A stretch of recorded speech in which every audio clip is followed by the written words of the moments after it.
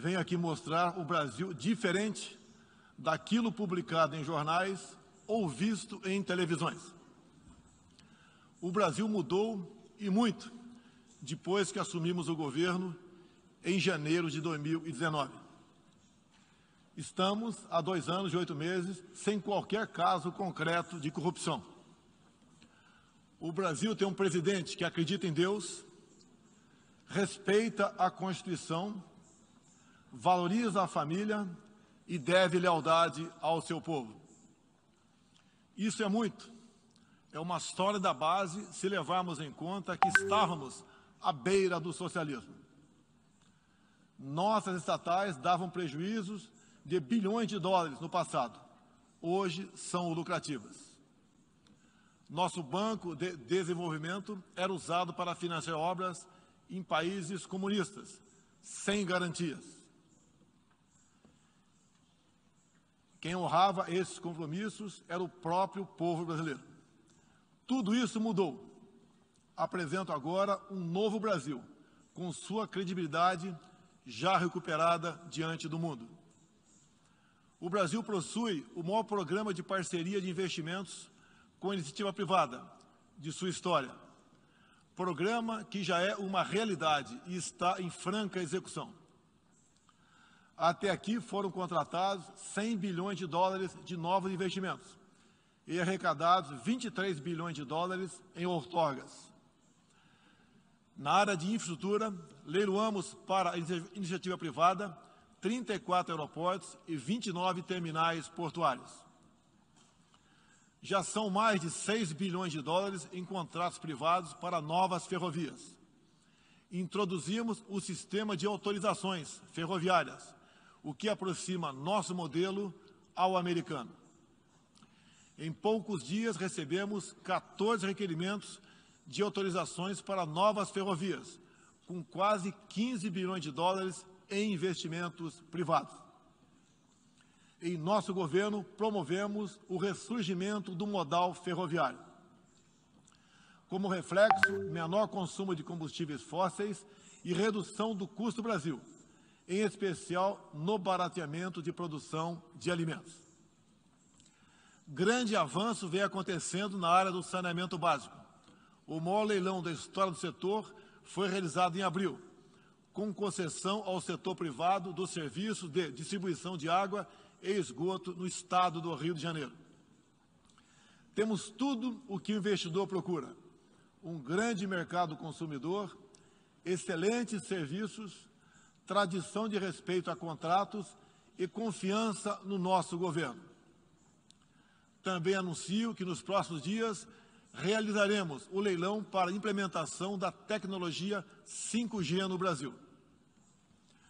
Nossa moderna e sustentável agricultura de baixo carbono alimenta mais de 1 bilhão de pessoas no mundo e utiliza apenas 8% do território nacional.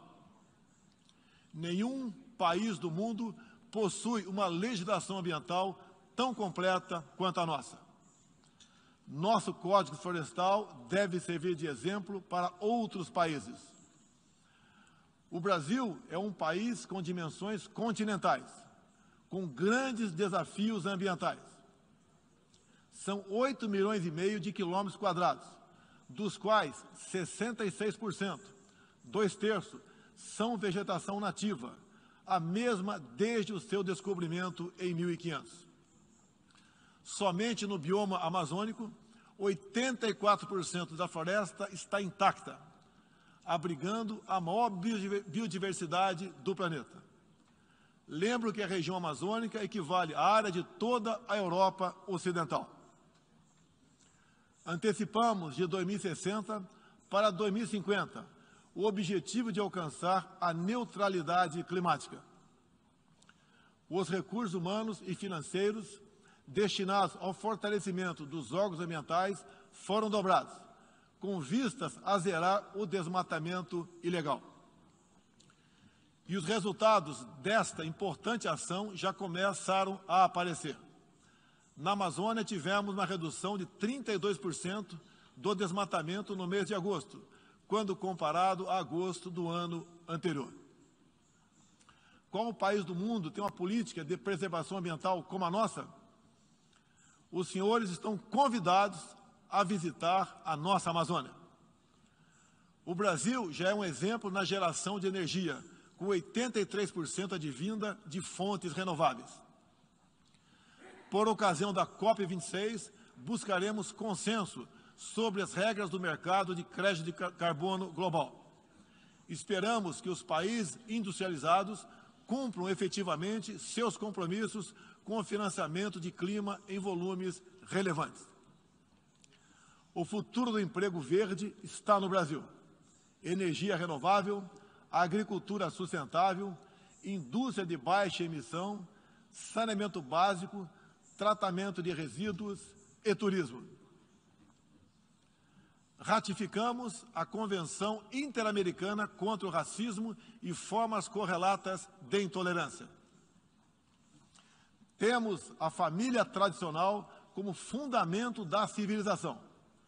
E a liberdade do ser humano só se completa com a liberdade de culto e de expressão. 14% do território nacional, ou seja, mais de 110 milhões de hectares, uma área equivalente à Alemanha e França juntas, é destinada às reservas indígenas. Nessas regiões, 600 mil indígenas vivem em liberdade e cada vez mais desejam utilizar suas terras para a agricultura e outras atividades. O Brasil sempre participou em missões de paz da ONU, de Suez até o Congo, passando pelo Haiti e Líbano. Nosso país sempre acolheu refugiados. Em nossa fronteira com a vizinha Venezuela, a operação acolhida do governo federal já recebeu 400 mil venezuelanos deslocados devido à crise político-econômica gerada pela ditadura bolivariana. O futuro do Afeganistão também nos causa profunda apreensão. Concederemos visto humanitário para cristãos, mulheres, crianças e juízes afegãos. Nesses 20 anos dos atentados contra os Estados Unidos da América, em 11 de setembro de 2001, reitero nosso repúdio ao terrorismo em todas as suas formas. Em 2022, voltaremos a ocupar uma cadeira no Conselho de Segurança da ONU. Agradeço aos 181 países, em um universo de 190, que confiaram no Brasil. Reflexo de uma política externa séria e responsável, promovida pelo nosso Ministério das Relações Exteriores. Apoiamos uma reforma do Conselho de Segurança da ONU, onde buscamos um assento permanente. A pandemia pegou a todos de surpresa em 2020. Lamentamos todas as mortes ocorridas no Brasil e no mundo. Sempre defendi combater o vírus e o desemprego de forma simultânea e com a mesma responsabilidade. As medidas de isolamento e lockdown deixaram um legado de inflação, em especial nos gêneros alimentícios no mundo todo. No Brasil, para atender aqueles mais humildes, obrigados a ficar em casa por decisão de governadores e prefeitos e que perderam sua renda, concedemos um auxílio emergencial de $800 para 68 milhões de pessoas em 2020. Lembro que terminamos 2020, ano da pandemia, com mais empregos formais do que em dezembro de 2019, graças às ações do nosso governo com programas de manutenção de emprego e renda que nos custaram cerca de 40 bilhões de dólares. Somente nos primeiros 7 meses deste ano, criamos aproximadamente 1.800.000 novos empregos. Lembro ainda que o crescimento para 2021 está estimado em 5%.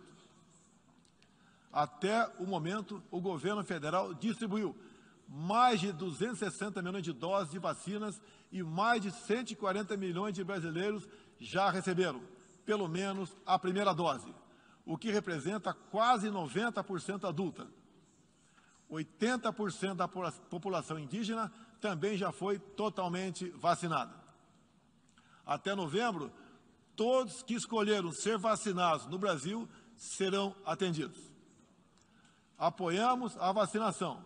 Contudo, o nosso governo tem se posicionado contrário ao passaporte sanitário ou a qualquer obrigação relacionada à vacina.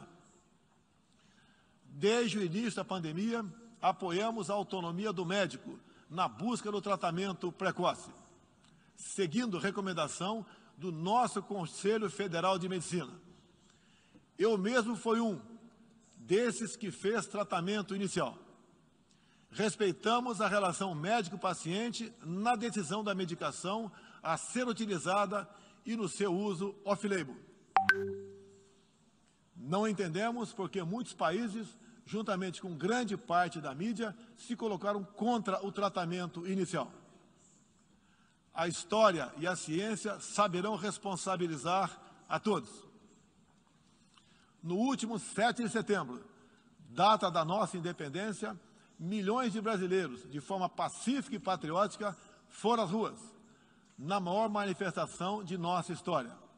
Mostrar que não abre mão da democracia, das liberdades individuais e de apoio ao nosso governo.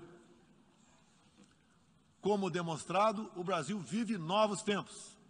Na economia, temos um dos melhores desempenhos entre os emergentes. Meu governo recuperou a credibilidade externa e hoje se apresenta como um dos melhores destinos para investimentos. É aqui, nesta Assembleia Geral, que vislumbramos um mundo de mais liberdade, democracia, prosperidade e paz. Que Deus abençoe a todos.